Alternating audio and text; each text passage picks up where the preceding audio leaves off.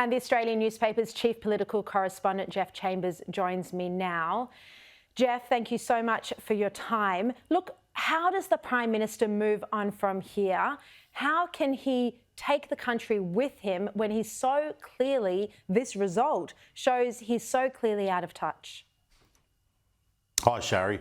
Yeah, look, Anthony Albanese absolutely wears this result personally, and it's a real shocking end to that honeymoon, which was longer than a lot of people thought would last. And for the first time, you're sort of really getting a bit of that chatter from really spooked Labor backbenchers and also ministers, because you've got to recall that a lot of cabinet ministers who wrote opinion pieces, delivered speeches, got out there and campaigned with Yes 23, they recorded emphatic no votes on Saturday night. So Anthony Albanese will front up to his caucus room tomorrow to address the troops, try and rally the troops, and really try to show them that he can get back to business and back to those core issues, because every poll from every political party, from every one of either the yes or the no campaign really show that it was cost of living issues 1 to 10. And really, particularly in the last couple of weeks, Anthony Albanese was really focused on campaigning. And the irony of it is that the Yes guys actually knew probably at least 3 to 4 weeks ago that this was going to go down.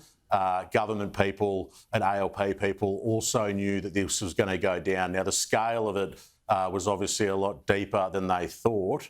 But we've also got this other issue now, Sharri, around Makarrata Commission. Obviously, the No campaign really effectively weaponised treaty and Makarrata, and the government has pledged before the election to implement the Uluru Statement from the heart in full, and treaty and truth-telling are part of those processes. So it will be really interesting, because he's going to come under, once the Indigenous leaders end their week of silence, they're going to come back with a pretty strong response. You've already got the Greens out there, you've got the Teal crossbenchers out there, other Indigenous groups who are going to push really, really hard on this. And then you've got people on the Labor right and others who are in, vulnerable seats who are going to say, look, treaty is toxic out there. You've got the states already doing these things. So I think there's going to have to be real thorough thought around all this. This, of course, all played out in question time today. So Parliament is sitting in Canberra this week. Opposition leader Peter Dutton questioned whether the Prime Minister was still fit to lead, and he tried to censure Albanese for dividing the nation. He pointed out the $450 million cost in putting this referendum on. Let's have a look at those comments. Australians are questioning the competence of this Prime Minister, knowing he's clearly not across the detail of decisions which he's making, which adversely affect the lives of Australians. Economic decisions have resulted in prices going up and up. Energy policy is a disaster, with power prices going up and up. The $450 million referendum was against advice and resulted in our country being divided. Will the Prime Minister apologise to the Australian people? Geoff, I also want to have a look at some comments that both Albanese and Dutton made on Israel today, and I'm going to come back to Israel a bit later in the program. I've got a lot to say about it. But the Prime Minister gave a speech in the House this morning where he pushed for a solution to the Middle East conflict. Have a look. We believe all people have the right to live in peace within secure borders.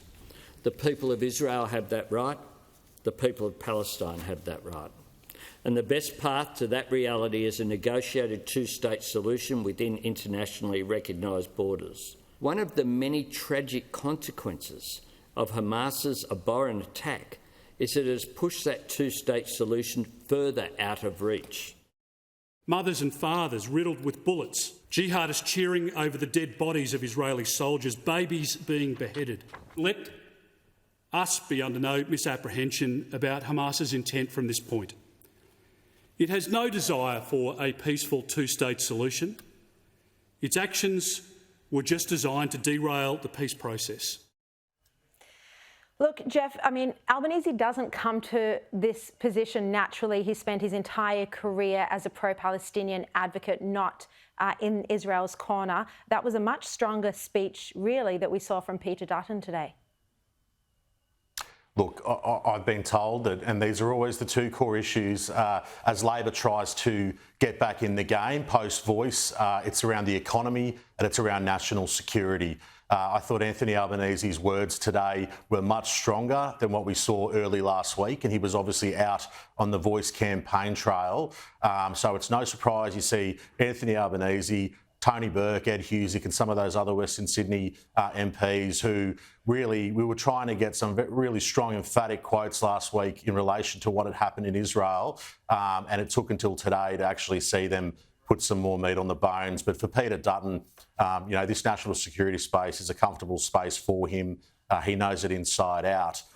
So, Sharri, we've got up to 4 trips over the next month that the Prime Minister will be going to, 2 trips in the US, 1 in Cook Islands, and obviously the trip to Beijing. We've got a lot going on around the world. So I think Anthony Albanese will really have to juggle that strength on national security while also, again, telling households in Australia and business owners that he's got their back and that Labor are back on the job.